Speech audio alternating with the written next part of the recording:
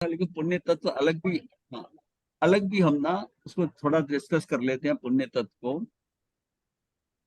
क्योंकि इसके ऊपर हमारा ध्यान ज्यादा जाता है जब हम समझते हैं कि हम थोड़ा धर्म जान गए, हम पाप क्रिया नहीं कर रहे हैं, पुण्य तो कर रहे हैं, तो हमारा हम धार्मिक हो गए। तो उससे ये समझना कि पुण्य तत्व से हमारा क्या हो रहा है।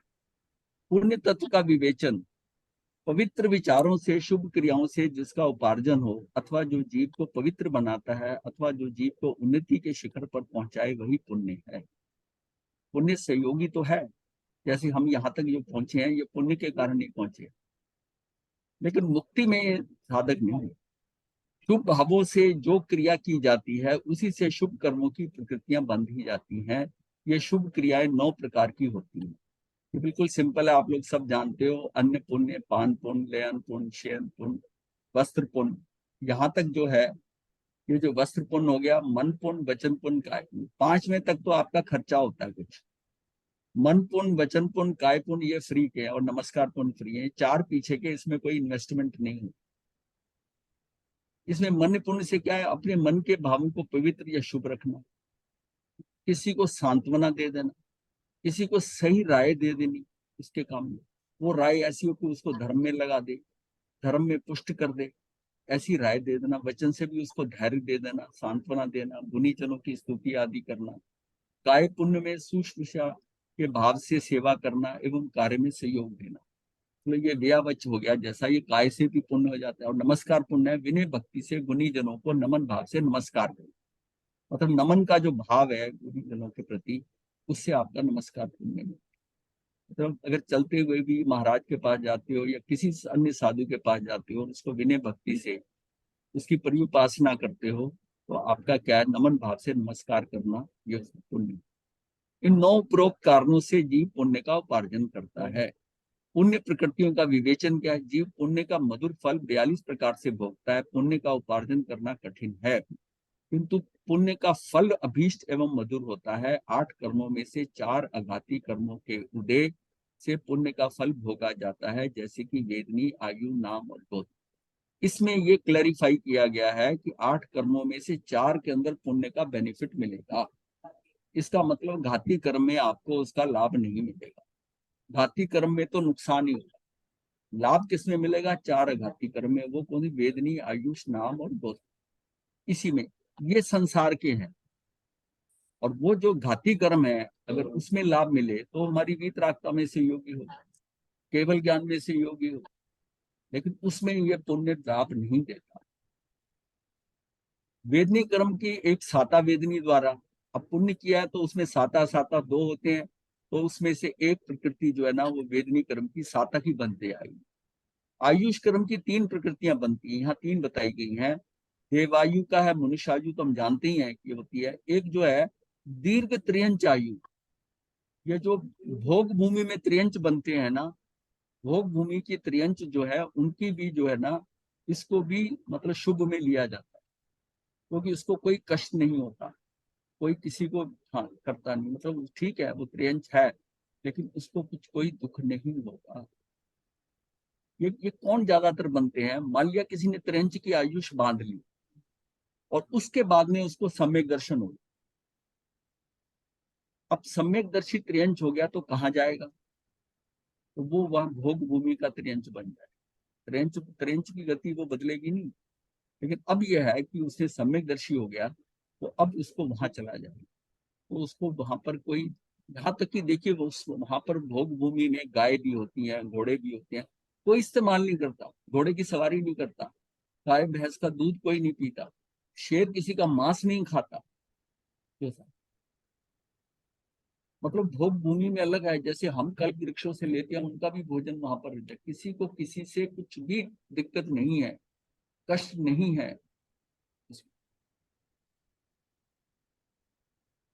वेदनी कर्म का एक साता वेदनी द्वारा, और आयुष कर्म की 3 प्रकृतियां, ये हमने कर लिया। नाम कर्म की 37 प्रकृतियां।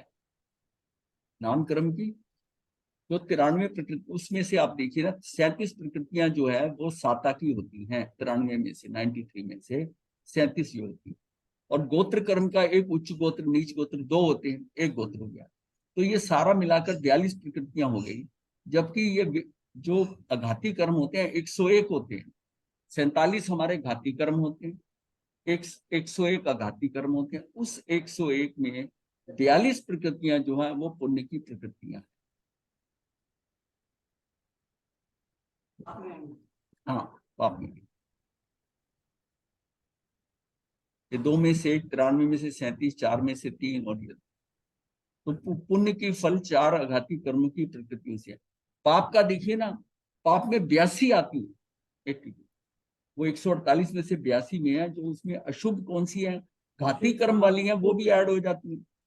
इसमें इसका लाभ जो है, जो पुण्य का जो हमें परिणाम है, वो इन 4 में ही मिलता है। वो बाकी में तो अशुभ ही बंधता है, घाती अशुभ भी बंधता है, इसलिए उसको यहाँ मेंशन नहीं किया पुण्य के कारण।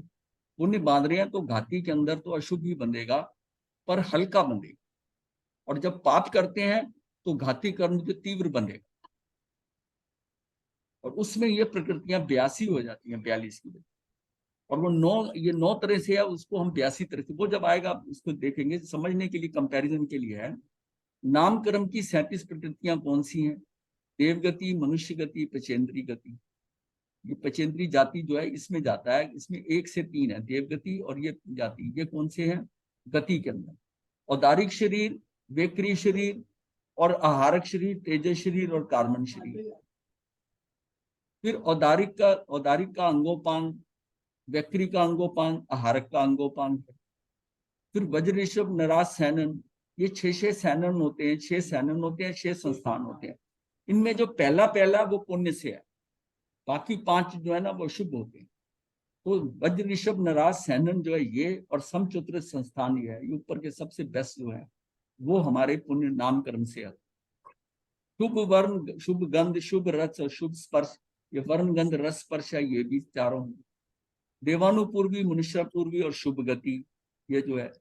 अगुरु लघु, पराघात नाम क्रम, उच्छ्वास नाम क्रम, आतप नाम, उद्योत नाम, निर्माण नाम, तीर्थंकर नाम, रस नाम, बादर नाम, पर्याप्त, टेक नाम, स्थिर नाम, शुभ नाम, सौभाग्य नाम, संसार नाम, आदे नाम और यश कीर्ति नाम। इनका हम डिटेल को भी डिस्कस करेंगे। तो ये जो है, ये सारे मिलाकर ये 37 प्रकृतियां हैं। वेदनी कर्म की एक प्रकृति साता वेदनी है। वेदनी कर्म के प्रभाव से जीव सुख दुख का अनुभव करता है, जिस कर्म के उद्देश्य जीव को शारीरिक सुख, मानसिक सुख और इंद्रिय सुख यानी कि इंद्रियों का सुख तथा अनुकूल विषयों की प्राप्ति, हर्षोल्लास एवं शांति की उपलब्धि हो, वह साता वेदनी का फल है। कोई ऐसी खबर सुनी, आपको हर्ष हो गया, उल्लास में आ गए, या शांति मिली, वो आपका साता वेदनी का फल है। पुण्य उदय जितने अंश में होगा, सुख की अनुभूति भी उतने ही अंश में हुआ करती है। ये भी उसमें जितने पुण्य उदय का जितने अंश में पुण्य, बहुत ज्यादा पुण्य उदय हुआ तो सुख की अनुभूति भी बहुत ज्यादा हो। कितनी ज्यादा हो? हाँ। तो मानसिक शक्ति, वाचिक शक्ति, कायिक शक्ति है, वह अंतराय कर्म की एक प्रकृति है। वीर अंतराय कर्म के श्योप शम से तारतम्य के अनुसार होती है। मानसिक शक्ति, वाचिक शक्ति और कायिक शक्ति, वह अंतराय कर्म की एक प्रकृति वीर अंतराय कर्म के श्योप शम के तारतम्य के अनुसार है। मानसिक शक्ति, वाचिक शक्ति और कायिक शक्ति, ये सारी कहां से? वीर अंतराय कर्म के श्योप शम से है। उसकी मान लिया मानसिक शक्ति अंदर से स्ट्रांग है वो, तो वो उसकी मान शक्ति है। जैसे कहते हैं ना कि मन के साथ धृति होती है, धृति जो है, धृति से वो उसको कंट्रोल कर लेता है, वो भी उसका वीर अंतराय कर्म करना। वाचिक शक्ति है, उसकी बोलने की क्षमता बहुत ज्यादा है, इतनी दूर तक आवाज जाती है। जैसे भगवान की आवाज जो है वो 4 कोस तक 1 योजन चली जाती है, तो वो उस आवाज को वहां तक सुनता है। वो उनका क्या है कि उनका वीर अंतराय कर्म का शिवक्षम है, तो उनका तो अंतराय कर्म ही खत्म हो गया। तो शिवक्षम की क्या बात है? क्षय हो गया, क्षय हो गया। कायिक शक्ति, कायिक शक्ति उसकी शरीर की सामर्थ्य जो है, शरीर की ताकत शक्ति है, वो भी उसकी शक्ति बहुत ज्यादा होगी। तो इंद्रियों में ग्रहण शक्ति ज्ञानावर्णी एवं दर्शनावर्णी कर्म के शिवक्षम के अनुसार होती है। ये जो हम ग्रहण करते हैं, ज्ञान गुण समझ में आता है, हमारे मति ज्ञान, श्रुत ज्ञान, ये शक्ति भी कैसे है? ये ज्ञानावर्णी और दर्शनावर्णी कर्म के शिवक्षम के अनुसार होती है। केवल सुख की अनुभूति कराने वाली एक कर्म प्रकृति साता वेदनी है। वो सिर्फ केवल सुख की अनुभूति कौन कराती है? वो कर्म साता वेदनी की। आयुष कर्म की 3 प्रकृतियां हैं। जिस कर्म के प्रभाव से जीव किसी भव विशेष में नियत शरीर में नियत काल तक रुका रहे उसे आयु कहते हैं। आयु दो प्रकार की होती है, सोपकर्मी और निरुपकर्मी। सोपकर्मी किस उपकरण के कारण मृत्यु को प्राप्त होता है, और सुख रूपी निरुपकर्मी आयु पुण्य उदय से प्राप्त होती है। निरुपकर्मी का मतलब यह है कि उसको कोई उपक्रम नहीं लगेगा, कोई ऐसी मृत्यु नहीं होगी, हाँ नॉर्मल स्वाभाविक मृत्यु प्राप्त करेगा।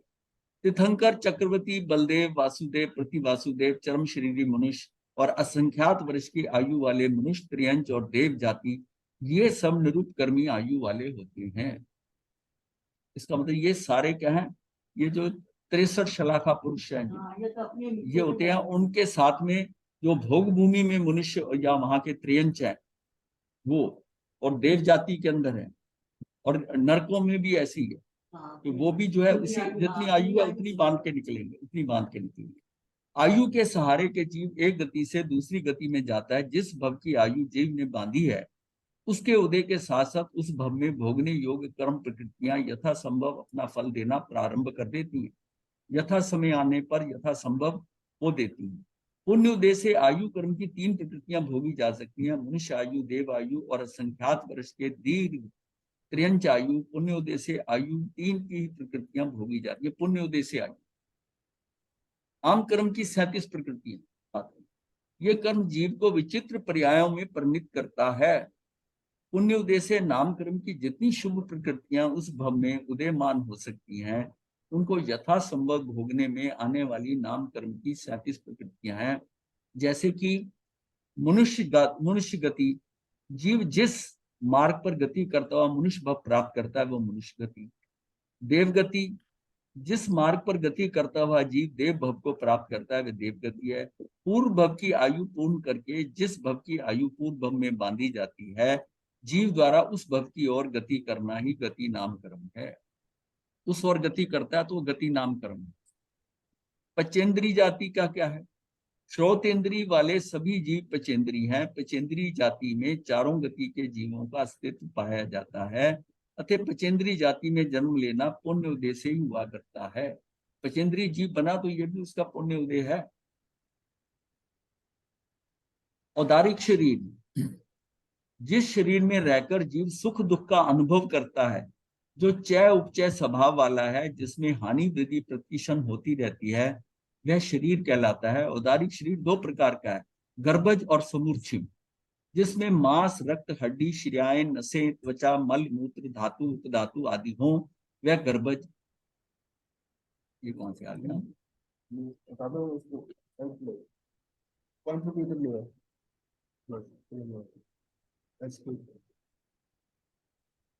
हाँ, गर्भज और शिराएं, नसें, मलमूत्र, धातु धातु आदि हो, वह गर्भज और औदारिक शरीर है। समूर्छिम शरीर में उपरोक्त तत्वों में से कुछ ही तत्व पाए जाते हैं, सब नहीं। औदारिक शरीर पुण्य 2 तरह का होता है, सजीव शरीर और मृत शरीर। औदारिक शरीर दृश्यमान भी है और अदृश्य भी। पुण्य उदय से शुभ औदारिक शरीर मिलता है। यह भी लब्धि से कर सकते हो, ऐसी बात नहीं। वैक्री शरीर, वह शरीर वैक्री कहलाता है जो छोटे से बड़ा और बड़े से छोटा, एक से अनेक और अनेक से एक, हल्के से भारी, भारी से हल्का, सुंदर से करूप और करूप से सुंदर बनाया जा सकता है। जिन तत्वों से वैक्री शरीर का निर्माण होता है वह तत्व भिन्न ही है। वैक्री शरीर दृश्यमान और अदृश्यमान दोनों तरह का हुआ करता है। वैक्री शरीर के 2 भेद हैं, भव प्रत्येक और लब्धि जन्य। देवों और नारकों का भव प्रत्येक वैक्री शरीर होता है, भव के कारण उनको वैक्री शरीर मिलता है, और किसी किसी विशिष्ट मनुष्य और त्रियंच का लब्धि जन्य वैक्री शरीर हुआ करता है। ये योग जन्य है एवं तपोजन्य है, जन्म से नहीं। ये उसके योग जन्य या तपोजन्य, या तपस्या की है या उसके योग के कारण, जन्म से नहीं है, जन्म से नहीं मिलता ये। यानी कि देवों और नारकों का तो जन्म से ही होता है। हाँ, आहारक शरीर, ये शरीर नेत्रों द्वारा दृश्यमान नहीं होता। ये शरीर 14 पूर्वदर्श ज्ञानी संयत को ही प्राप्त होता है। इसका प्रयोग एक जन्म में अधिक से अधिक 2 बार किया जा सकता है, अनेक जन्मों में 4 बार पर। शरीर 5 बार बना सकता है, मतलब अनेक जन्मों में 4 बार कर सकता है, पर किसी एक जगह वो 2 बार कर सकता है, 2 बार हो सकता है। इसका मतलब शरीर 5 बार बना सकता है, पर जन्मों के अनुसार वो 4 बार ही कर सकता है। चौथी बार लब्धि प्राप्त करने वाला उसी भव में मोक्ष जाएगा। जिसको चौथी बार आहारक शरीर हो गया, वो जीव जो है ना उसी भव में मोक्ष चला जाएगा। आहारक लब्धि वाला नरक में भी जा सकता है, हाँ, अगर उसकी आलोचना नहीं करता, क्योंकि वो लब्धि है, लब्धि को छोड़ता है, लब्धि का प्रयोग करता है, तो उसके बाद उसको आलोचना करनी पड़ती है। अगर उसकी आलोचना नहीं करता तो फिर उसका ये भी हो सकता है। बाकी और कर्मों की स्थिति क्या है उसकी, उसके हिसाब से इसकी तीव्र गति अप्रतिहत होती है। जब ये आहारक शरीर की गति होती है, वो कोई इसको रोक नहीं सकता, अप्रतिहत होती है। इसकी स्थिति अंतर्मुहूर्त मात्र है। इस शरीर का प्रयोग शासनोन्नति, अहिंसा पुष्ट एवं शंका निवारण के लिए किया जाता है। ये शरीर निर्मल पुद्गलों को ग्रहण कर बनाया जाता है। इसकी अवगाना 1 हाथ, ये कितनी अवगाना होती है? 1.5 फुट प्रमाण होती है। हाँ, 1 हाथ, 1.5 फुट। स्त्री व संगी त्रियंच पचेंद्री के ये शरीर नहीं होता। स्त्री व संगी त्रियंच पचेंद्री के ये शरीर नहीं होता।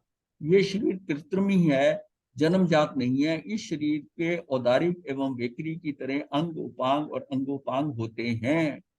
उसके अंगोपांग भी हैं, उपांग भी, अंगोपांग होते हैं। जैसे हम कहते हैं तेजस और कार्बन शरीर में अंग नहीं होते, लेकिन आहारक शरीर के अंदर जो है ना उसके अंगोपांग होते हैं।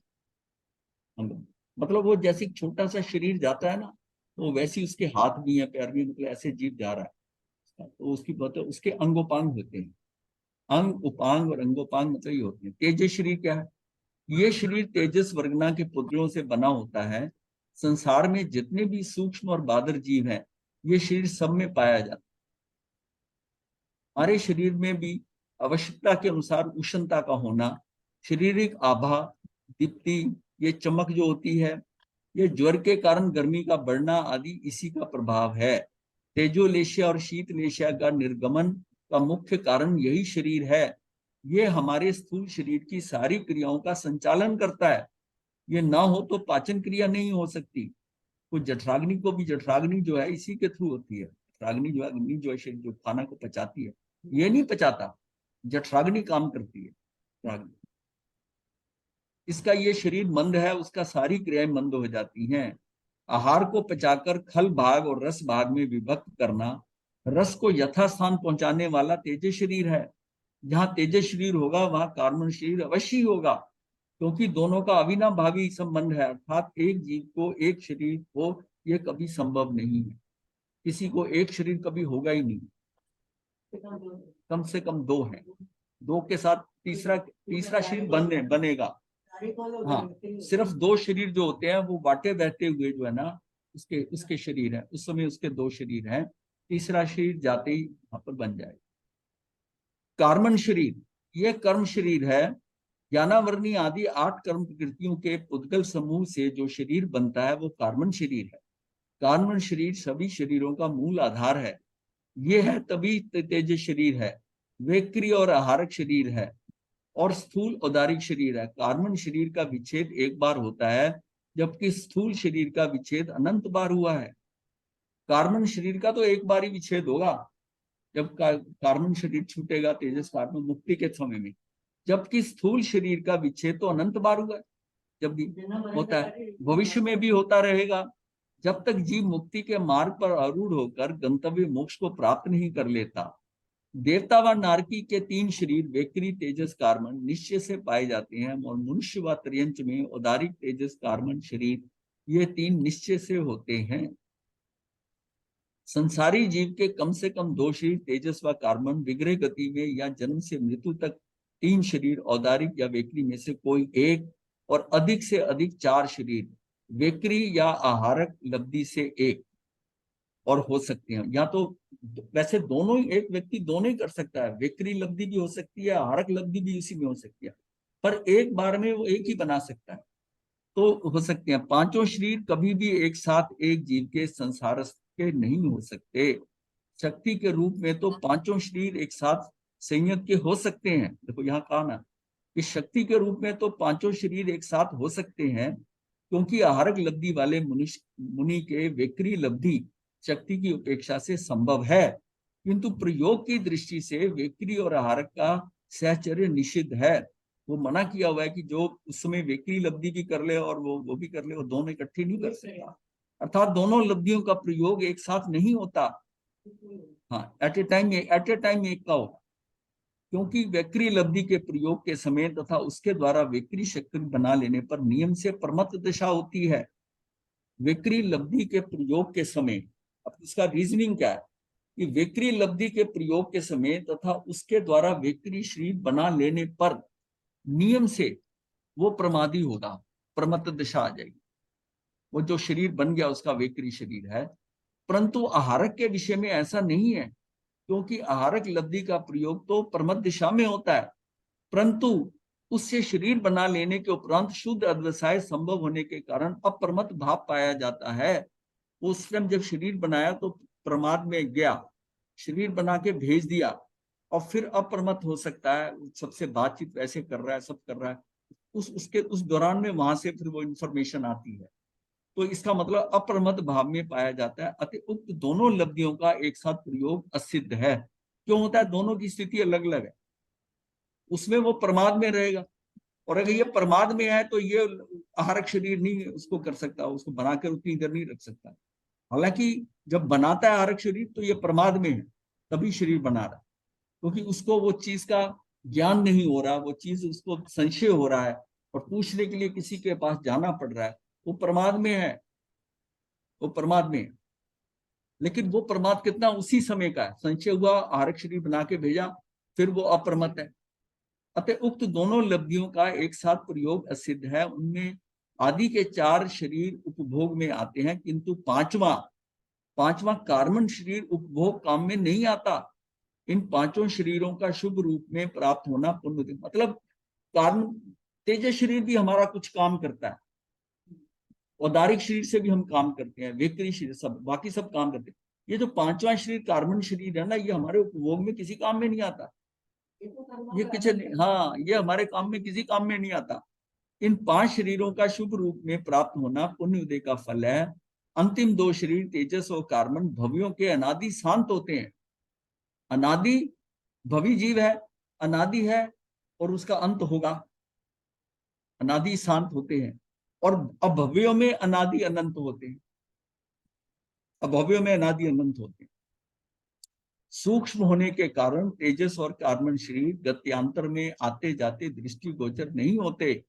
सूक्ष्म होने के कारण तेजस और कार्बन शरीर गत्यांतर में, गति में आने जाने के टाइम पर, जब एक शरीर छोड़ते हैं दूसरे शरीर में जाते हैं, आते जाते दृष्टिगोचर नहीं होते। दृष्टिगोचर ना होने से इनका अभाव नहीं मानना चाहिए, इनका अभाव नहीं मानना चाहिए।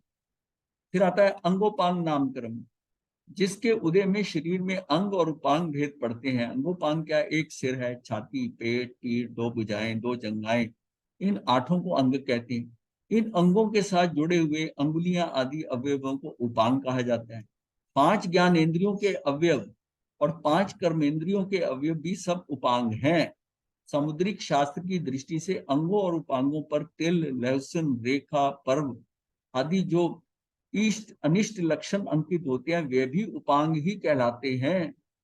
उनको भी उपांगी कहा है, ये तिल, लहसुन, रेखा, पर्व, वहां से ये जो कहते हैं ना माउंट है, ये ऐसा माउंट, ये सारे भी क्या, ये भी उपांगी है उसके। इसके 3 भेद हैं, उदारिक अंगोपांग, विक्री अंगोपांग, आहारक अंगोपांग। शुभ अंगोपांग पुण्य उदय से प्राप्त होते हैं, स्थावर केंद्रीय जीव में इसका उदय नहीं रहता। त्रस जीवों में ही अंगोपांग नामकर्म का उदय पाया जाता है। स्थावर जीव के अंदर ये वाला पुण्य ये नहीं है उसके पास, इसलिए उसके अंगोपांग नहीं बने। नहीं, हाँ, नहीं, एक इंद्रिय पर रीजन क्यों नहीं अंग है, वो इसलिए है कि उसका ये इसके कारण। सैनन नामकर्म, सैनन का अर्थ है हड्डियों की एवं उनकी संधियों की विशेष सुदृढ़ रचना। जिस कर्म के उदय में हड्डियों की विशिष्ट मजबूती और उनके बंधन में वेष्टन में विशेषता पाई जाती है, उसे सैनन नामकरण कहते हैं। सैनन का अर्थ है हड्डियों का समूह। ऐसे समूह की रचना 6 प्रकार की होती है। उनमें जो प्रथम भेद है उसका नाम है वज्र, ऋषभ, नराज, सैनन। जैसे लोहे के अलग अलग 2 टुकड़ों को मिलाकर गर्म करके घन से घन से पीट पीट कर एकाकार कर देने का, अनंतर उन्हें फिर लपेट कर कूटते हुए एकाकार कर दिया जाए। बाद में उनको विशेष दृढ़ बनाने के लिए बीच में एक कील डाल दी जाए, जैसे वह बंधन फिर कभी नहीं खुलता, ठीक वैसे ही जिसकी हड्डियां अटूट एवं अच्छेद्य अभेद्य हो, ऐसे वज्र समान कहते हैं। उसकी हड्डियां वज्र समान हड्डियां हैं, मतलब जैसे लोहे के दो टुकड़ों को गर्म करके जोड़कर और पीट पीट के उसको एक कर दिया जाए, फिर उसको उसको भी मोड़कर फिर उसको पीटा जाए, लपेट कर टूटते हुए फिर एकाकार कर दिया जाए। वो पीट पीट के एक कर दिया, पीट पीट के एक कर दिया। बाद में उनके विशेष, उसमें बाद में कील लगा दी जाए, दो पीस हैं उसके ऊपर फिर अंदर से कील भी ठोक दी जाए, वो बंधन कभी नहीं खुलता। मतलब ये इसमें ठीक वैसे ही ये हड्डियां टूट एवं अच्छेद्य अभेद्य हो, उसे वज्र समान कहते हैं। ऋषभ अर्थात जिसका बंधन और नरात यानी कि कील, इस प्रकार के सैनन को वज्र ऋषभ नरात सैनन कहा जाता है। जिस प्राणी की हड्डी जितनी सुदृढ़ होती है वह उतना ही सशक्त होता है, वह कर्म करने में भी शूर होता है और धर्म करने में भी। अतः पुण्य उदय से ही यह प्रथम शरीर शक्तिमान बनता है। सैनन नामकरण का उदय मनुष्यों में तथा द्विंद्रिय आदि क्रंचों में पाया जाता है। केंद्रियों में, देवों में, नारकियों में सैनन नामकरण नहीं पाया जाता। एक इंद्रियों में नहीं पाया जाता, देवों में नहीं पाया जाता, नारकियों में नहीं पाया जाता। नारकियों का तो शरीर ऐसा ना कि वो तब जब मर्जी जैसा मर्जी बदल लो। ये जो हड्डी, अगर हड्डियों का अगर पूरा शरीर स्ट्रक्चर बना हो, उसको आप बार बार बदल नहीं सकते, उसका स्ट्रक्चर वैसे ही रहेगा। अन्य 5 सैनन नामक्रम की हीनता से प्राप्त होते हैं। मतलब एक पहला पहला जो है ना, वही शुभ नामकरण के कारण है। अन्य 5 सैनन नामकरण की हीनता से प्राप्त होते हैं, यथा वज्र नराज सैनन, नराज सैनन, अर्ध नराज सैनन, कीलक सैनन और सेवार्थ सैनन। ये 6 सैनन है। इसमें जो पहला वाला है वज्र ऋषभ नराज सैनन, वो पुण्य के उदय से ही है। संस्थान नामकरण, संस्थान का अर्थ है आकार। सबकी शरीर आकृतियां एक समान नहीं होती। जिस शरीर का डील डॉल सिर से लेकर पैरों तक सारे अंगोपांग मान उन्मान प्रतिमान से युक्त हो, न्यून अधिक ना हो, मतलब उनकी फॉर्मेशन बिल्कुल सिमेट्रिकल हो, आपको कोई मान उन्मान प्रतिमान से युक्त हो, न्यून अधिक ना हो, जिस शरीर के संपूर्ण अवयव ठीक प्रमाण वाले हो, उसे समचतुरस्त्र संस्थान कहते हैं। यह भी जीव को पुण्य उदय से ही प्राप्त होता है। तीर्थंकर, चक्रवर्ती, बलदेव, वासुदेव, योगलिक सभी देवों एवं देवियों के शरीर समचतुरस्र संस्थान वाले होते हैं। इनका समान चकोर, मतलब इसका देव देवियों का इनका संस्थान होता है, आकार में संस्थान है। हाँ, देव देवियों के शरीर समचतुरस्र संस्थान, सहनन नहीं है, संस्थान है। देव देवियों के शरीर समचतुर संस्थान वाले होते हैं, उनका समान चकोर आकार सुडोल आकार होता है। मनुष्य और त्रिंचों के संस्थान वैकल्पिक हैं। कुल संस्थान 6 प्रकार के हैं। अब ये 6 जो है उसमें नैग्रोध परिमंडल संस्थान है, स्वाति संस्थान है, कुब्जक है, वामन है और लास्ट वाला जो है हुंडक है। तो नैग्रोध में क्या है, वट वृक्ष समान है, ऊपर से चौड़ा नीचे से पतला। ऊपर से चौड़ाई ज्यादा है, कंधे बहुत चौड़े हैं, सब है, और नीचे से शरीर कमर पतली और नीचे को पतला होता जाता है, नैग्रोध परिमंडल संस्थान। फिर स्वाति का है, ये ऊपर का भाग पतला और नीचे का भाग चौड़ा, ये उल्टा है। ये ऊपर से पतला है, नीचे से भारी है, नीचे से चौड़ा है। और कुब्जक संस्थान कैसा है, इसका आकार जैसे हम कुबड़ा कहते हैं, ये कुबड़े का है। वामन संस्थान ये ठिगना है, बोनापन है, कम ऊंचाई का है। और हुंडक का मतलब है कि टेढ़ा मेढ़ा, कई तरह का, अनेक प्रकार के अव्यक्त, हम कह ही नहीं सकते क्या है वो, कितना टेढ़ा मेढ़ा हो।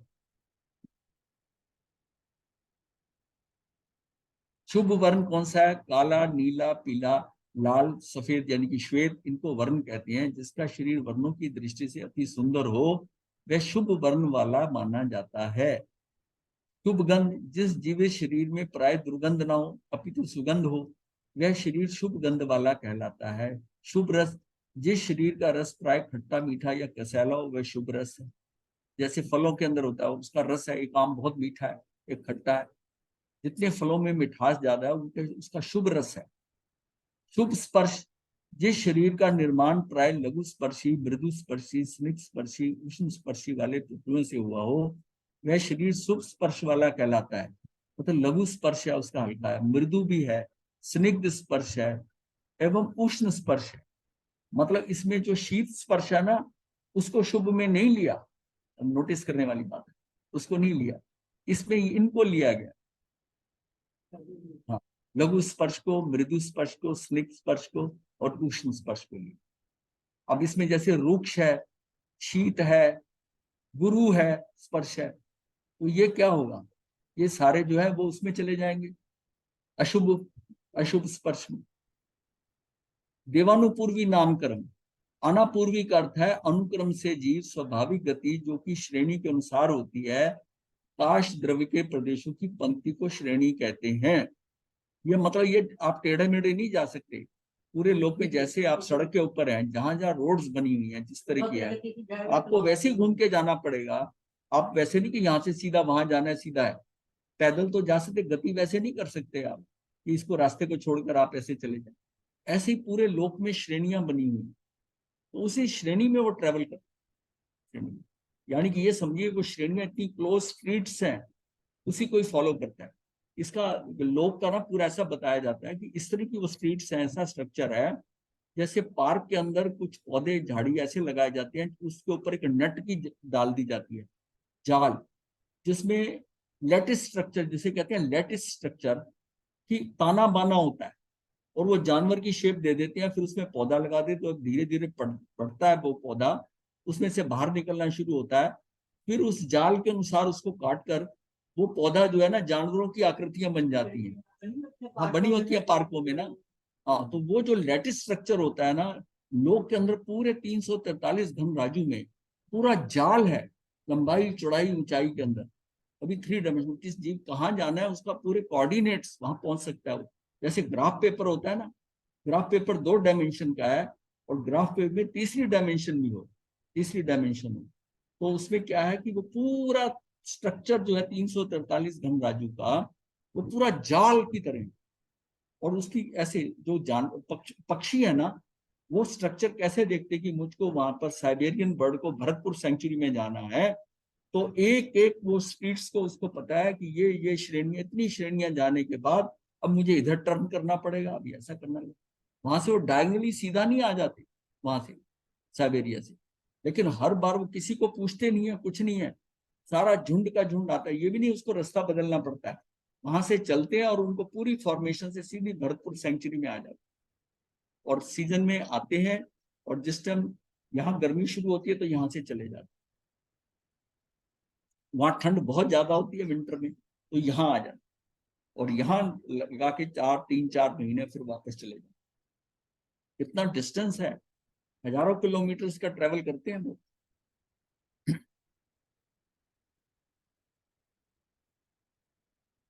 देवानुपूर्वी नामक्रम, अनुपूर्वी का अर्थ है अनुक्रम से जीव स्वाभाविक गति जो श्रेणी के अनुसार होती है, आकाश द्रव्य के प्रदेशों की पंक्ति को श्रेणी कहते हैं। जब जीव, अब इन श्रेणियां बनी ना, इनके बीच में दूसरे एंगल की जो है ना, विश्रेणी भी कहते हैं।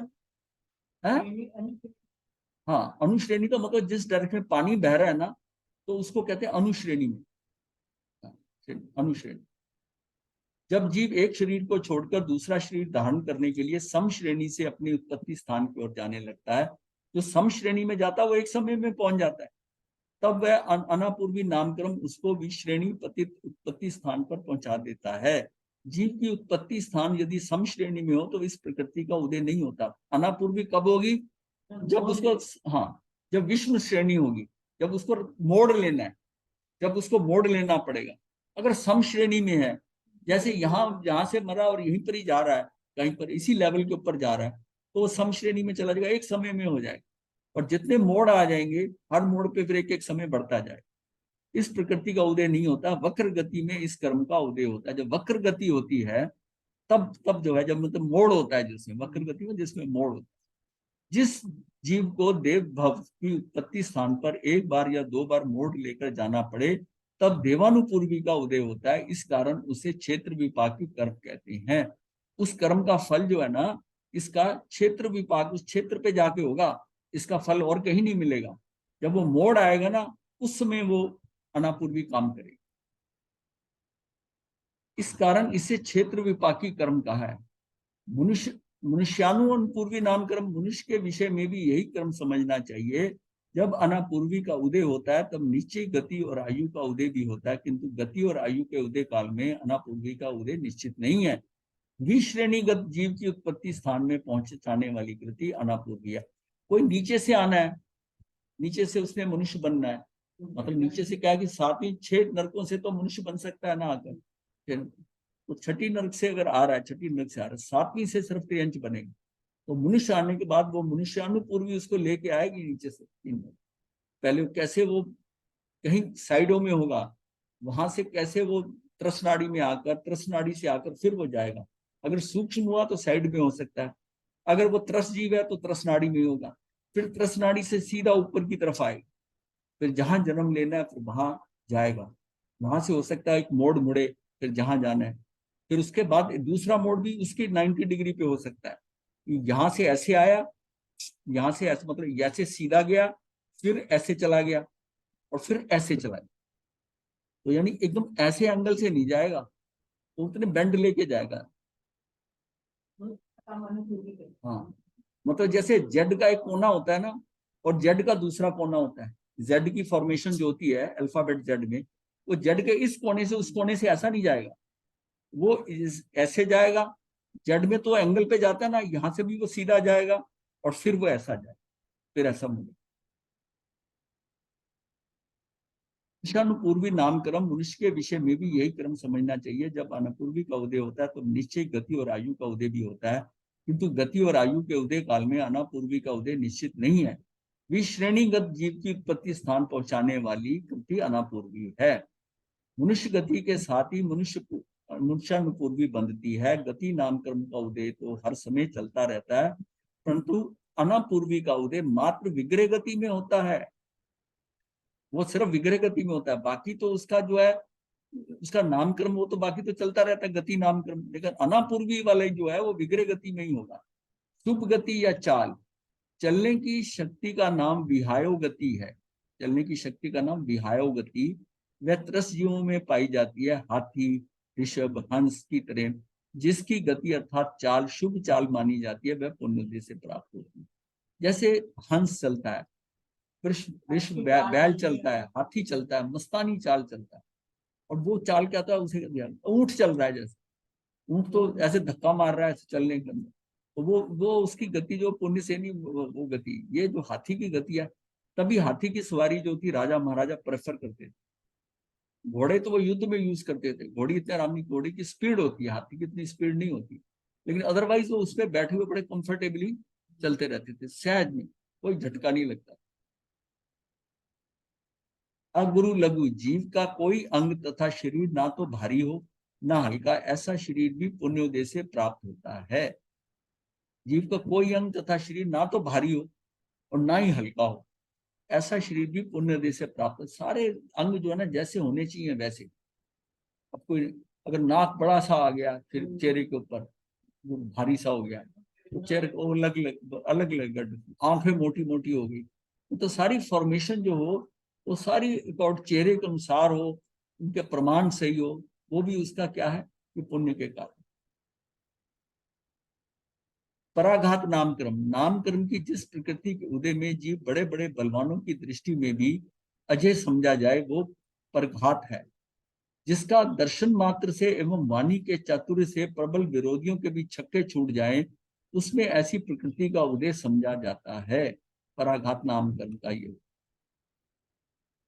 उच्छ्वास नामकर्म, स्वस्थ एवं निरोग व्यक्ति का सांस जिस तरह सुख पूर्वक चलता है, वैसी सांस का सुख पूर्वक आना उच्छ्वास नामकर्म है। अगर ये नामकर्म शुभ नहीं है तो उसको सांस की कोई ना कोई प्रॉब्लम हो जाएगी बीच में। स्वस्थ एवं निरोग व्यक्ति का सांस जिस तरह सुख पूर्वक चलता है, वैसी सांस सुख पूर्वक चले। मतलब सांस तो बड़ी सहज होती है ना, अगर सांस लेने में दिक्कत होने लग जाए, सांस रुक रही हो, सारी बीमारियां जो है। आतप नाम कर्म क्या है? इस कर्म के उदय से जीव के शरीर एवं उष्ण ना होकर भी उष्ण प्रकाश करता है। वो शरीर गर्म नहीं है आतप नाम कर्म में। इस कर्म के उदय से जीव का शरीर स्वयं उष्ण ना होकर उष्ण प्रकाश करता है। जैसे कि कहना है ना कि सूर्य अगर इतना है तो अग्नि का गोला है। अरे वहां बिल्कुल ठंडा है वो अग्नि का गोला नहीं है वहां पर।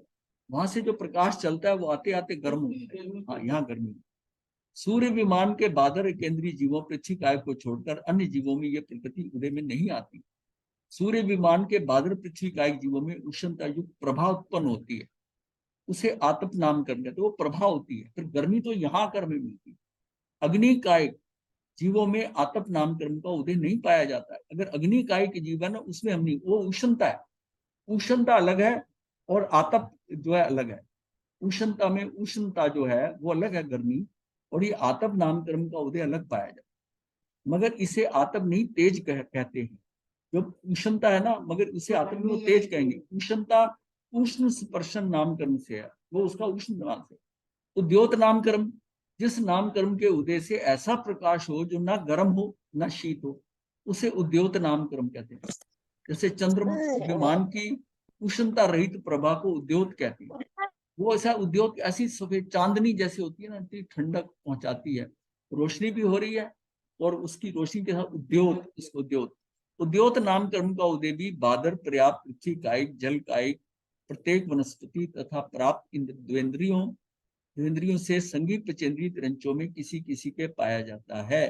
ये उद्योत नामकरण किसमें, इससे जुगनू होता है, जुगनू होता है, उसमें आ जाता है उद्योत नामकरण। कई जड़ी बूटियां हैं जो चमकती हैं, उद्योग करती हैं, रोशनी देती हैं। तो वो, हाँ, प्रत्येक वनस्पति तथा पर्याप्त द्वेंद्रियों के संगी पचेंद्री त्रेंचों में किसी किसी के पाया जाता है। अन्य गति के जीवों में उद्योग का उदय नहीं होता। लब्धिधारी मुनि जब वेकरी शरीर को धारण करता है, या देवता जब भव धारणीय शरीर से उत्तर वेकरी शरीर धारण करता है, चंद्र विमान, नक्षत्र मंडल, तारा मंडल, जुगनू, रतन मणि आदि का प्रकाश ना शीत होता है ना गर्म। ये उनका उस टाइम उस रतन का, मणि का जो प्रकाश देती है, जुगनू है, जैसे तारा का है, नक्षत्र का है, चंद्र का, ये सारा उद्योग उनके उद्योग से। निर्माण नाम कर्म क्या है? इसी कर्म के उदय से शरीर के प्रत्येक अंग तथा उपांग अपनी अपनी जगह व्यवस्थित होते हैं। मूर्ति बनाने वाला शिल्पी जैसे हाथों के स्थान पर हाथ, पैरों के स्थान पर पैर बनाता है, वैसी शरीर के सभी अवयवों का यथोचित निर्माण उस कर्म प्रकृति का कार्य है। इसके दो भेद हैं, स्थान निर्माण और प्रमाण निर्माण। जाति नाम कर्म की सापेक्षा से नेत्र आदि अवयव जहां होने चाहिए, उसी स्थान में उत्पन्न होने में स्थान निर्माण नाम कर्म निमित्त है। ये स्थान निर्माण है। जैसे मछली की आंखें विविक्षित जगह होती हैं, मछली की आंखें अलग होती है। कौआ है, उसकी आंखें जो है एक ही आंख होती है, आंखें दोनों तरफ है, लेकिन वो बीच का एक ही होता है। जैसे मछली की आंख विविक्षित जगह जगह होती है जो है, तो मेंढक की आंखें उनके योग्य स्थान पर तथा मनुष्य की आंखें अपने यथा स्थान पर।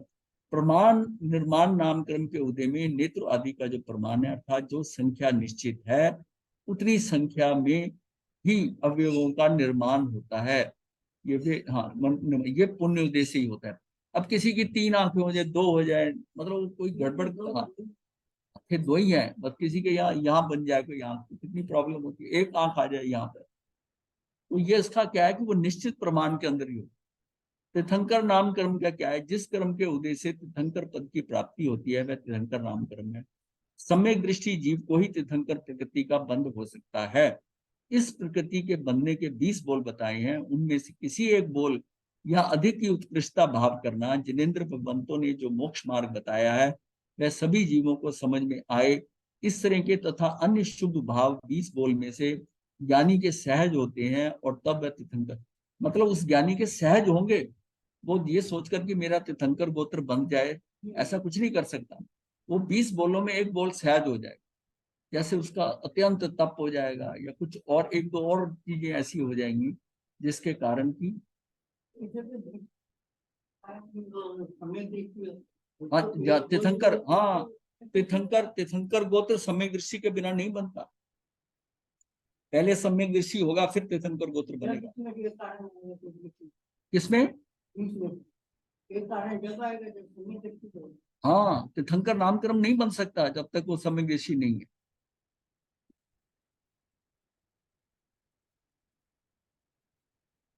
शंकर जो आता है ना, शायद सम्यक दृष्टि होता है। और तीसरे भव में एक जन्म लेकर दूसरे जन्म में आकर फिर कहाँ होगा, और या तो देवगति से आएगा। वो बोल की बात कर रहे हैं। हैं 20 बोल होते हैं ना। 20 बोल तो है, हाँ तो वो तो बता दिया 20 बोल।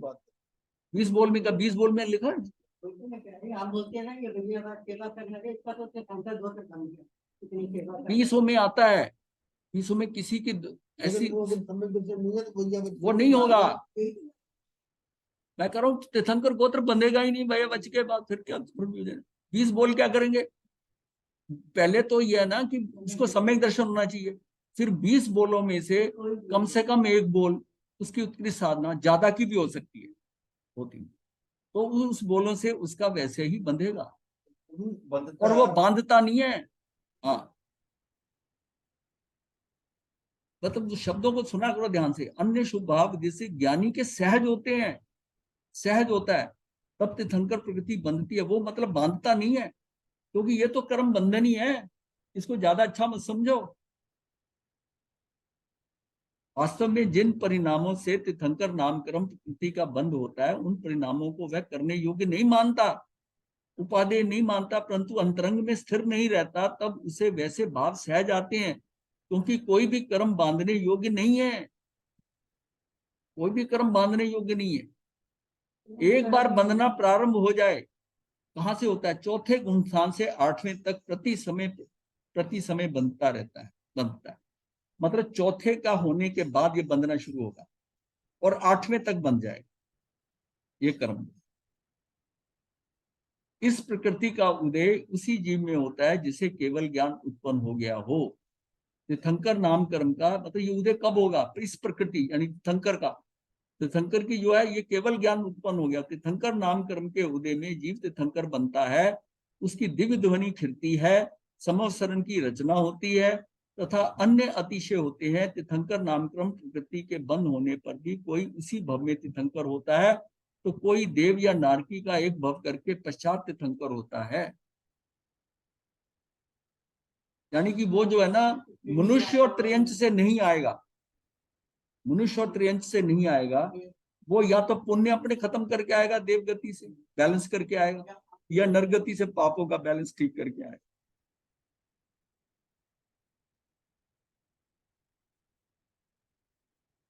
त्रस नाम कर्म, देवेंद्रियों से पचेंद्रियों तक के जीवों को त्रस कहते हैं। त्रस नाम कर्म के उदय से जीव त्रस पर्याय में जन्म लेता है। जो जीव गमनागमन कर शीतकाल यानी कि सर्दी में, ग्रीष्म काल यानी गर्मी में एवं वर्षा से अपना बचाव करते हैं, उन्हें त्रस जीव कहते हैं। वो त्रस जीव हो गए। अच्छा, बादर नाम कर्म, जिस कर्म के उदय से जीव स्थूलत्व को प्राप्त करता है वह बादर नाम कर्म है। ये सूक्ष्म का प्रतिपक्षी है, उसका उल्टा है प्रतिपक्षी। बादर नाम कर्म के उदय से ऐसा शरीर प्राप्त होता है कि जो दूसरे से रोका जाता है और जो स्वयं दूसरों को रोकता है। बादर शरीर दीवार में से या अन्य ठोस पदार्थ में से आर पार नहीं जा सकता, उस शरीर में से अन्य चीजें आर पार नहीं जा सकती। देवेंद्री से पचेंद्रीय जीव बादर ही है, परंतु एकेंद्रीय स्थावरों में बादर और सूक्ष्म दोनों प्रकार के जीव पाए जाते। सूक्ष्म जीव जो है ना वो केंद्रियों में ही है, केंद्रीय में। अच्छा, उसके बाद अब पर्याप्त नाम कर्म, इस कर्म के उदय से आहार आदि 6 प्राप्तियां उत्पन्न होती हैं। इनकी पूर्णता नियम से होती है। पर्याप्ति का अर्थ है पूर्णता। जीव यथा संभव अपनी अपनी पर्याप्तियों की दृष्टि से पूर्ण होते हैं।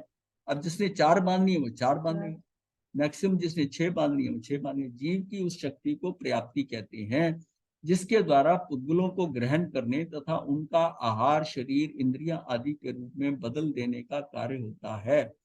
ये इनका कार्य जो है ना सारा इंद्रियों का, शरीर का, ये सारी जो फॉर्मेशन होती है ये पर्याप्ति से होती है। पर्याप्ति के 6 भेद हैं, आहार पर्याप्ति, शरीर पर्याप्ति और इंद्रिय प्राप्ति, श्वासोश्वास प्राप्ति, भाषा और मन प्राप्ति। इनमें से पहली 4 प्राप्तियां केंद्रीय जीवों में होती हैं। विकलेंद्रीय एवं असंगी पचेंद्रीय जीवों में 5 और संगी पचेंद्रीय जीवों में 6 प्राप्तियां होती हैं। जिस जीव के लिए जितनी पर्याप्तियां संभव है उनसे युक्त होना पर्याप्त नाम कर्म है। जो जीव अपनी अपनी पर्याप्तियां पूर्ण करके मरते हैं उससे पहले नहीं, वह लब्धि पर्याप्त है। और जिन जीवों ने आहार, शरीर और इंद्रियां ये 3 पर्याप्तियां पूर्ण कर ली वह जीव कर्म पर्याप्त कहलाते हैं। क्योंकि कर्म का अर्थ है इंद्रिय पर्याप्त होना भी पुण्य का फल है। प्रत्येक नाम कर्म, जिस कर्म के उदय से जीव एक ही शरीर का स्वामी हो वह प्रत्येक नाम कर्म है। ये क्या है, वनस्पति के कारण है ना। प्रत्येक नाम कर्म जैसे जिस कर्म के उदय से, हाँ प्रत्येक एक ही शरीर का स्वामी हो वह प्रत्येक नाम कर्म कहलाता है। स्थिर नाम कर्म, जिस कर्म के उदय में दांत हड्डी आदि शरीर के अवयव जीवन भर निश्चल रहे वह स्थिर नाम कर्म कहलाता है।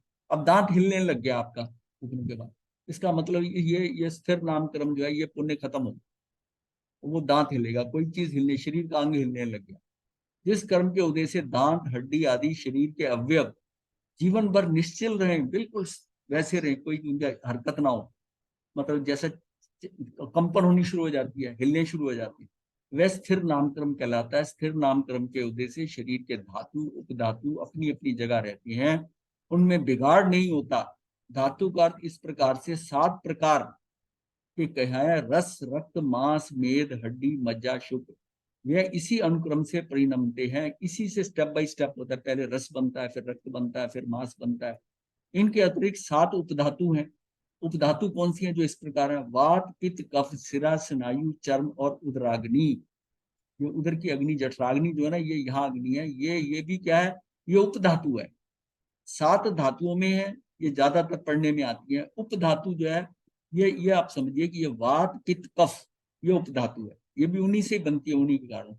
और शिराएं जो होती है, शिराएं और स्नायु और चर्म, ये स्किन जो होती है, और उदराग्नि उधर की अग्नि। नाम कर्म के उदय से रसिक धातुओं के कितने काल तक अपने रूप से अवस्थान होता है।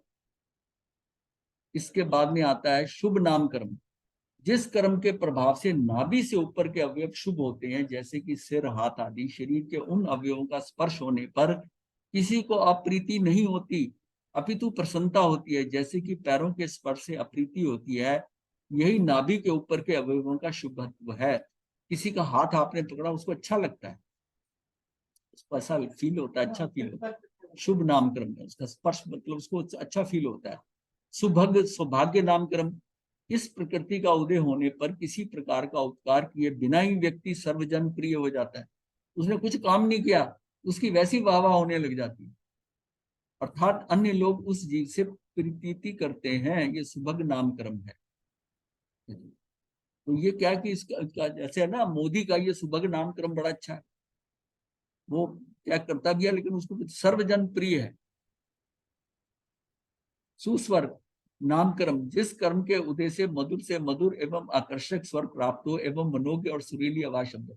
हाँ, इसमें मोदी के केस में तो कुछ उसके अगेंस्ट भी है, लेकिन यह है कि जो उसको प्रतीति मतलब जो उसके कांटेक्ट में आ जाते हैं, जो उसके वो उसको बहुत इम्प्रेस्ड हो जाते हैं।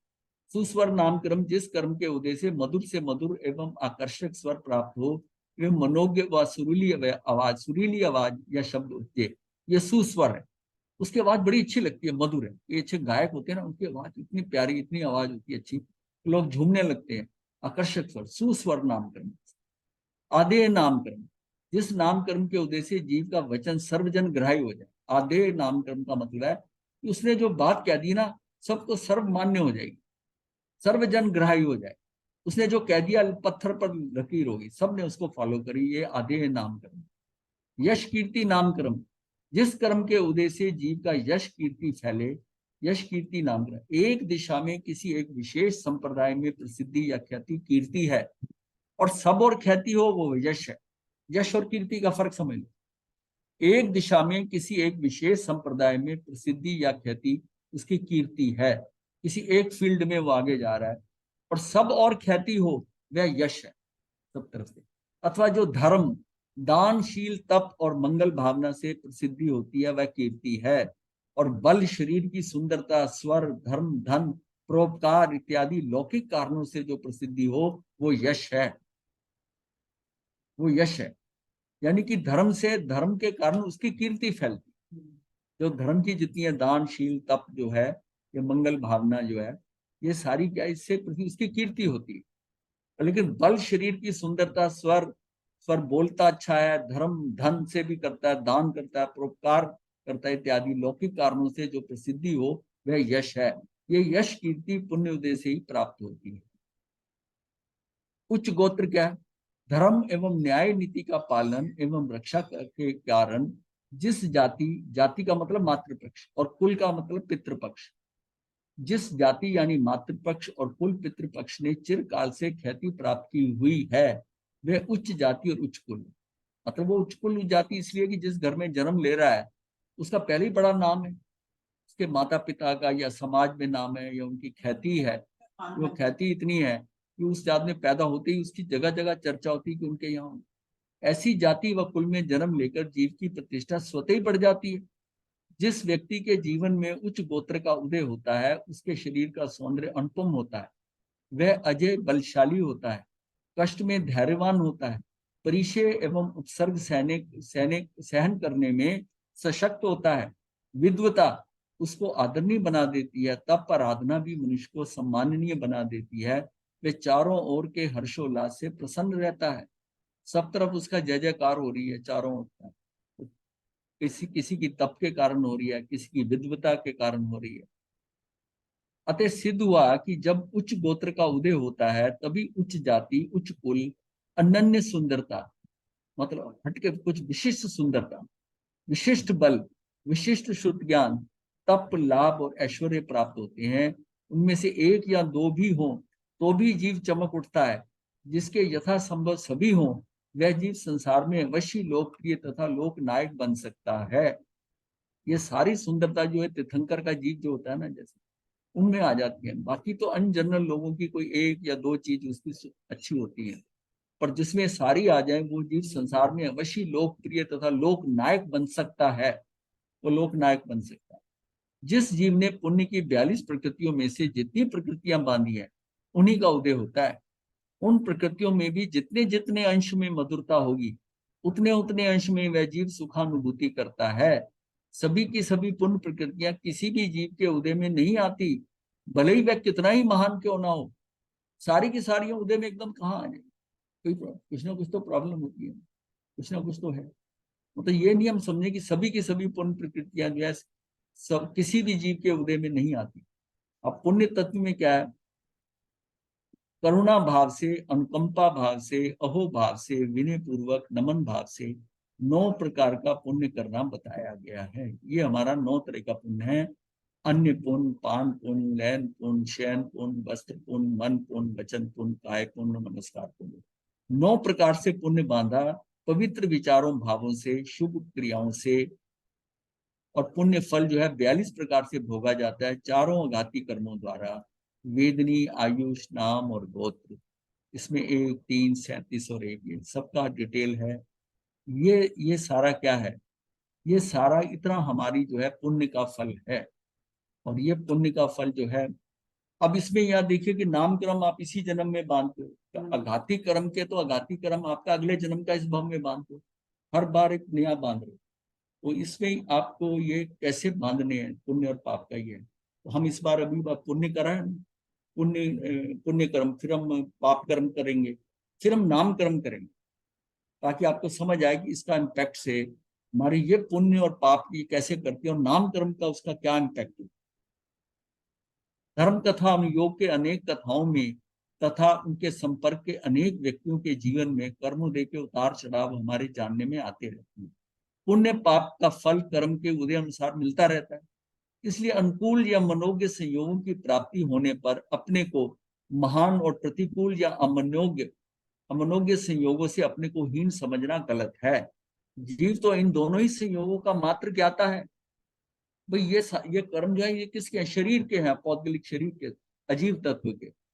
आपको इससे कुछ लेना देना नहीं है। आपको जीव को तो इन दोनों संयोगों को मात्र ज्ञाता है। किसी का कॉम्प्लेक्शन अच्छा है, रंग अच्छा है, शरीर अच्छा है, सुंदर है, ये क्या लेना देना ये पौधे, उसको तो ये मात्र उसका ज्ञाता है। उसके बारे में अगर इंकार करता है तो आगे जाके गड़बड़ हो जाएगी। उसको तो अपनी अपनी आत्मा, और आत्मा सबकी बराबर है, आत्मा का कर्मों से कोई लेना देना नहीं। अब तू आत्मा में रहता है तो ठीक रहता है, ये शरीर में तेरे कोई चीजें अच्छी भी हैं अगर, क्या लेना देना, ये सब यहाँ मिट्टी में मिल जाएंगी, यही खत्म हो जाएंगी। उसके ऊपर तू क्यों इतराता है, क्यों इस बात को चर्चा करता है? और उसके कारण क्या कि उसकी अगले वो में उसके जो है ना भाव बिगड़ सकते हैं आगे जो। अब जैसे मरीचि के भाव में हर्ष का तिरेक था, मेरा पिता ये, मेरा ये, दादा मेरा तीर्थंकर, मेरा पिता चक्रवर्ती और मैं भी वासुदेव, इतनी इतनी खुशी, इतना हर्ष का अतिरेक आ गया कि कितना खराबी करनी। इसलिए कि जीव को अगर कुछ ये मिल गया है कुछ कर पीछे कर्म के कारण तो ठीक है, ना अपने आप को हीन समझे, ना अपने किसी को वो चीजें नहीं मिली वो हीन मत समझे। हरिकेशी बल मुनि को देखो ना, वो कैसा शरीर टेढ़ा मेढ़ा, रंग मतलब है, ये सारा कुछ है, मुक्त हो गए। बात खेल सारा आत्मा का है, जब शरीर का कोई कोई बात ही नहीं है। ये तो कर्मों का खेल है, और कर्मों से तो दूर होना है। कर्मों के कारण जो कुछ भी आपको मिल गया है, जैसा भी मिल गया है, अब उस पर अगर अटकोगे तो आगे खराब। आपको तो अब सिर्फ ज्ञाता रहकर, और आपको तो अपनी आत्मा में रहना है, और आत्मा सबकी बराबर है, सब है, और वहां कोई पुतगलों का कोई चक्कर नहीं। आत्मा की ये थोड़ी है कि ये खूबसूरत है, ये रंग है, कैसा, वो तो है जैसी है वैसी है। जैसा ऐसा मानता है कि पूर्व में मैंने पुण्य किए थे इसलिए मैं अब इतना सुखी हूँ। और है यार, चलो ठीक, कल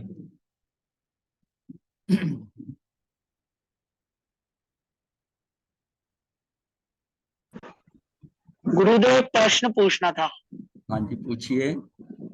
गुरुदेव आपने जो सौपक्रमिक और निरुपक्रमिक आयु का वो बताया था, उसमें मुझे ये नहीं समझ आती कि श्लाघा पुरुषों का कहते हैं कि निरुपक्रमिक होती, तो जैसे कृष्ण भगवान को तो तीर लगा था और रावण की भी मृत्यु ऐसे ही थी, तो वो निरुपक्रमिक मानी जाएगी कि सौपक्रमिक मानी जाएगी? वो ये तो निरुपकर्मी होते हैं, लेकिन इनके केस में ये है कि ऐसा बंधा है तो उसको वैसा हुआ है। अब रावण को अगर हुआ, मरना तो था ही ना, मरना तो था ही ना। पॉइंट, आपका पॉइंट ठीक है, पॉइंट ठीक है, लेकिन इनका जो है ये निरुपकर्मी ही होते हैं। इनकी आयु उतनी है, मतलब निरुपकर्मी का मतलब उपक्रम लगने से छोटी हो जाए, बड़ी हो जाए, ऐसा नहीं। एक्चुअली आवाज नहीं आ रही, ये कंफ्यूजन थोड़ा सा है। देखिए ये जो आयुष में है ना, ये एक तरफ से तो अपने शास्त्रों में निरुपकर्मी और सौपकर्मी आया, उसके हिसाब से उपक्रम लगा, और एक तरफ है कि आयुष का आप एक पल बदल नहीं सकते, जिसकी हाँ जितनी जी। आयु है वैसे रहनी है। तो फिर इसका क्या फर्क पड़ता है अगर आयु इतनी? समझ में आ गया ना कि हाँ निरुपकर्मी जी, और सौपकर्मी का मतलब, उसको जो है ना वो विष खा के मर गया। अब विष खाने से मरा है कैसे, कहते 12-13 तरह के वो जो बाल मृत्यु होती है, उस तरह की मृत्यु करता है, फांसी लगा के मरता है, ये करता है। इसका मतलब है कि उसकी जो है अकाल मृत्यु कह देते हैं, अकाल मृत्यु कह देंगे, इसकी अकाल मृत्यु हो गई। अब अकाल मृत्यु का मतलब है कि काल से पहले होगी क्या? नहीं, हाँ जी। अकाल मृत्यु का मतलब है कि स्वाभाविक ढंग से नहीं हुई, अस्वाभाविक हुई है, स्वाभाविक। और ये सब तो पहले ही फिक्स हो जाता है कि कैसे होगी मृत्यु, पिछले हाँ जी, भाव में फिक्स हो जाता है। क्या ये सब चीज? तो पिछले भाव में फिक्स हो जाता है कि हाँ मृत्यु फिक्स हो कैसे जाता होगी है, उसकी। उसका एक हाँ क्षण, जी। एक मतलब कुछ द्रव्य क्षेत्र काल भाव से जहां होनी है, जैसी तरह होनी है, जिसके द्वारा होनी है, जैसी होनी वैसे ही फिक्स होगी। और अरिष्ट में भगवान ने बता दिया था उसको कि तेरी होगी और इसके द्वारा होगी, हाँ ये जी। बता दिया था। गुरुदेव की ठीक। आज्ञा से चतारी मंगलम अरिहंता मंगलम सिद्धा मंगलम साहू मंगलम केवली पनतो धम्मो मंगलम। चतारी लुगुत्मा अरिहंता लुगुत्मा सिद्धा लुगुत्मा साहू लुगुत्मा केवली पनतो धम्मो लुगुत्मो। चतारी शरणम पवज्जामि अरिहंते शरणम पवज्जामि सिद्धे शरणम पवज्जामि साहू शरणम पवज्जामि केवली पनतम धम्मम शरणम पवज्जामि। ये 4 शरणें दुख हरने और न शरणा कोई, जो भक्त प्राणी करे आचरण।